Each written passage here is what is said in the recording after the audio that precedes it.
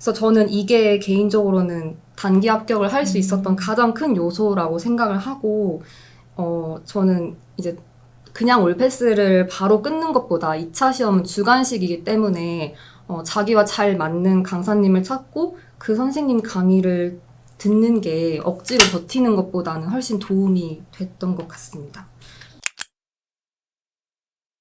네, 안녕하세요. 이현진 평가사입니다. 이번에 35기로 합격하신 평가님 모시고 인터뷰 준비해봤어요. 안녕하세요. 안녕하세요. 네, 평가님 자기소개 간단하게 부탁드립니다. 네.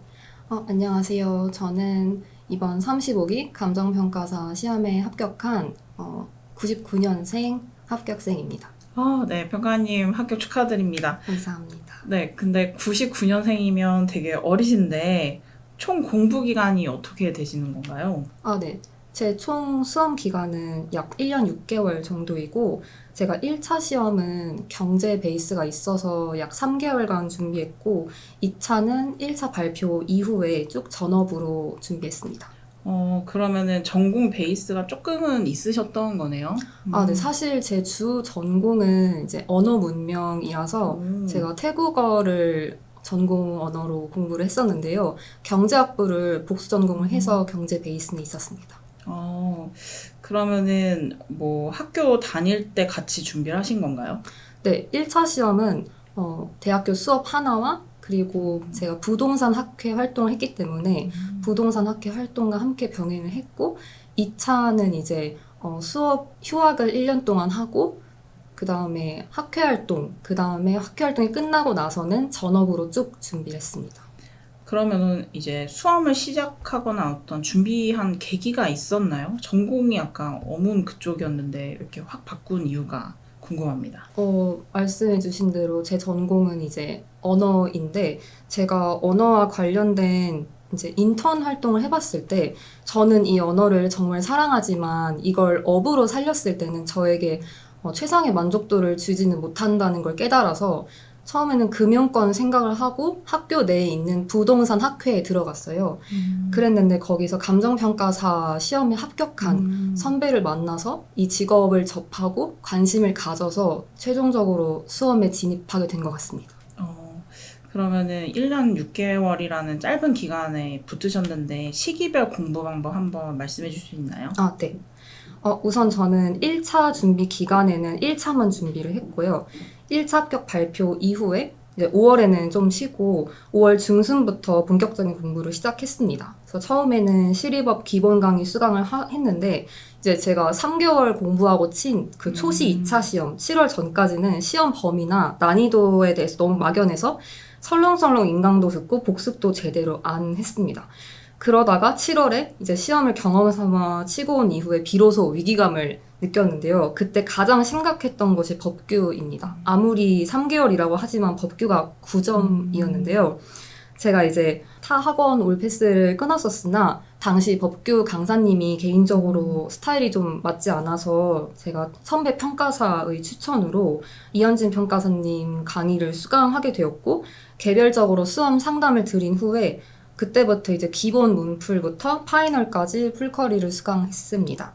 그래서 저는 이게 개인적으로는 단기 합격을 할 수 있었던 가장 큰 요소라고 생각을 하고, 저는 이제 그냥 올패스를 바로 끊는 것보다 2차 시험은 주관식이기 때문에 자기와 잘 맞는 강사님을 찾고 그 선생님 강의를 듣는 게 억지로 버티는 것보다는 훨씬 도움이 됐던 것 같습니다. 그러면은 시기별 공부 방법에서 어떤 과목 비율도 간단하게 설명해 줄 수 있나요? 네. 그래서 초기에는 다른 분들과 비슷하게 실무 공부가 거의 70%, 그 다음에 이론은 10%, 법규를 20% 정도로 가져갔고, 이제 중반에는 실무와 법규 비중을 동일하게, 그리고 이론을 가장 낮게, 마지막에는 세 과목을 거의 동일한 비중으로 가져갔습니다. 그래서 사실 저는 법규와 이론 비중을 더 높이려고 노력을 했는데, 1차 시험 준비 당시에도 실무 선행이 되어 있지가 않았고, 1기, 2기 스터디까지도 실무 성적이 개인적으로 좀 저조해서 실무 비중을 높게 가져갈 수밖에 없었습니다. 그래서 작년에는 실무가 너무 어려워서 연가락이 좀 중요한 목표였는데, 올해같이 좀 상대적으로 쉽게 나올 때 실무 점수가 낮으면 좀 총점 미달에 좀 치명적인 영향을 미칠 수 있어서 저는 개인적으로 실무 점수가 안정적이지 않을 경우에 실무 비중을 줄이는 건 위험하다고 생각합니다. 그리고 이제 오실 때 이렇게 무슨 프린트를 많이 가지고 오셨는데 제 풀커리를 이렇게 들으셨잖아요. 혹시 제 뭐 단과 활용법이나 아니면 갖고 온 자료 활용법 네. 이런 것도 같이 설명해 주면 좋을 것 같습니다. 네. 우선 법규 과목에 대해서 말씀을 드리면 저는 지금까지 공부 스타일이 선 이해하고 후 암기를 해와서 80% 이상 법규 체계나 개념에 대해서 이해하기까지 장장 반년이 넘게 걸린 것 같습니다. 그래서 암기가 매우 늦었고 2기 스터디까지는 법규를 거의 보고 썼고 3기에서도 쑥달되지 않은 논점은 보고 쓴 적이 있습니다. 근데 제가 이제 이해를 안 하고 무조건 외우는 것보다는 그래도 체계적으로 쌓아가는 게 실력이 될 것 같아서 학원 스터디에 연연하지 않고 평가사님 단과 커리큘럼을 통해서 논점별로 이제 문학 판검을 좀 착실하게 정리를 해 나갔고 특히 단과에서 추가적으로 나눠주시는 유형별 문제 분석 자료 같은 경우에는 논점별로 바로바로 그때 정리를 해서 단권화를 위한 준비를 했습니다. 그래서 제가 만든 게 이런 이제 법규 서브 자료인데요. 우선은 저는 법규 서브를 이렇게 시험 답안지 형식으로 정리를 했습니다. 왜냐하면 이렇게 하면 시험지에 써야 할 분량을 파악하는데 좀 용이했던 것 같아요. 그래서 어느 정도 쓰면 몇 페이지가 되는지. 그래서 이제 A급, B급 논점에 대해서는 내가 정말 확실하게 챙겨가겠다라고 준비를 했던 것 같고, 그다음에 이제 추후 스터디나 단과 강의를 수강하면서부터는 그 논점 이제 옆에다가 기출문제하고 추가 판례를 이제 오려 붙이거나 아니면 적어서 기출문제와 논점이 바로바로 매칭될 수 있는 이런 식으로 서브를 만들었던 것 같습니다. 이거 엄청 지금 너덜너덜한데 몇 번 보신 건가요? 이거 적어도 10회독은 10회독은 네, 일단 만드는데 이제 핵심 정리를 베이스로 만드신 거죠? 네, 맞아요. 사실 핵심 정리가 베이스고 이제 핵심 정리 같은 경우에는 조금 빈칸이 적다 보니까 맞아요. 네, 추가적으로 제가 만들었습니다. 그럼 이걸 만드는데도 시간이 어느 정도 걸렸을까요? 꽤 걸렸을 것 같은데. 사실 이렇게 모든 내용을 다 정리하기까지는 8, 9개월 정도가 걸린 것 같고 그 이후에는 이 서브를 그냥 무조건 암기하는 방향으로 갔습니다. 그럼 정리하는데 좀 오래 걸렸지만 네. 그 이후에 회독하고 암기하는데 조금 덜 걸렸고 네. 그리고 이제 좀 특이사항이 있는데 여기 보면은 이렇게 두음도 이렇게 따셨어요. 네. 두음도 따시고 그 다음에 뭐 조문 같은 경우에는 숫자 같은 경우에 한 번 더 적으셨네요. 네, 맞아요. 이건 이제 숫자 같은 경우는 중요하니까 네. 한 번 더 옆에다 이렇게 체크하셨고 네. 또 너무 귀여운 게 있습니다. 나 필수 이렇게 있습니다. 귀엽습니다. 예. 그러면 여기 옆에는 이제 다른 내용들을 또 이렇게 서브로 하고 좋은 방법인 것 같아요. 그래서 일단 양면이 아니라 단면으로 이렇게 만드신 다음에 또 한 페이지 이렇게 빈 페이지는 또 추가로 이렇게 좀 단권화하게 좀 추가 내용을 적을 수 있게 좀 잘 하신 것 같습니다.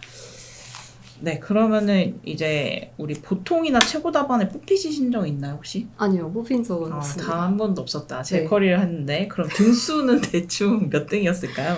그래도 제가 이제 마지막 파이널 강의를 수강했을 때는 그래도 온라인 기준으로 11등까지는 해본 것 같습니다. 그래도 상위권이었고 그래서 저희 지금 따라오시는 분들 그 보통이나 최고 답안 안 뽑혀도 충분히 붙을 수 있다. 네. 그래서 제가 항상 이렇게 단골 질문이거든요. 그래서 보통 최고 답안 분도 많이 붙지만 그 외에 이제 그래도 성실히 꾸준히 하신 분들도 이제 잘 점수가 나오는 것 같습니다. 그리고 이제 또 짧게 이제 공부하시고 붙긴 했지만 이제 수험 생활에 있어서 어떤 비하인드 스토리나 뭐 힘들었던 점 그런 것도 있었을까요? 저는 이제 운동을 좀 원래 꾸준히 했어가지고 운동 시간에 죄책감을 느끼는 게 가장 힘들었는데 그래도 포기를 할 수가 없어서 저는 주 2회 2시간씩은 웨이트 근력 운동을 하고 네, 직전 1개월에는 이제 주 1회로 네, 줄여서 운동을 했습니다. 그리고 네. 무게 잘 치시나요? 저는 무게보다는 이 자극을 네. 여러 번 반복해서 네, 맞습니다. 그런 약간 운동하고 스트레스 푸는 것도 어느 정도 이제 수험 생활에 도움이 됐던 거네요. 네, 저는 장기적으로 봤을 때는 운동을 하는 게 컨디션을 유지하는 데 도움이 됐던 것 같습니다. 자, 그러면 이제 제가 항상 마지막에 묻는 질문이 있는데 어떤 시험 후 합격 예감 같은 게 또 있었을까요? 저는 이제 시험 직후에는 완주를 했다는 기쁨이 너무 커서 후련함이 정말 컸지만 그 이후 3개월 동안 하루하루가 지날 때마다 제가 얼마나 답안을 못 썼는지, 얼마나 부족했는지 하는 생각에 굉장히 많이 힘들었던 것 같습니다. 그래서 무서워서 저는 예시 답안도 보지를 못했었고요. 그래도 이왕 완주를 한 김에 3개월 동안 마음 불편하게 쉬는 것보다는 그래도 체력적으로 회복하는 게 중요하다고 생각해서 시험 합격을 기다리는 동안 좀 정신적으로는 힘들더라도 여행을 다닌다든지 가족들이랑 같이 식사를 자주 한다든지 하는 방법으로 시간을 보냈던 것 같습니다. 인터뷰 내용이 굉장히 좋은데요. 이제 우리 마지막 한마디 부탁드립니다. 네, 저는 이제 생봉차나 2년차, 저 같은 2년차 분들은 이제 본인이 원하는 수준까지 완성도를 끌어올리지 못했다는 생각에 완주를 포기하고 내년을 기약하고 싶은 마음이 드실 거라고 생각합니다. 저 역시 그랬고요. 이제 시험 직전 몇 달 동안은 매일 아침에 눈물이 났습니다. 제가 해내야 할 양을 시험 직전까지 끝내지 못할 것 같아서 그랬는데요. 그치만 완주를 했을 때 시험장에서 잘 대처를 하면 충분히 합격 운이 따를 수도 있다는 믿음을 가지는 게 정말 중요하다고 생각합니다. 그래서 제가 드리고 싶은 말씀은 꼭 포기하지 말고 끝까지 완주하셨으면 좋겠습니다. 네. 좋은 말씀 감사합니다. 우리 인터뷰는 여기까지 하겠습니다. 감사합니다. 감사합니다.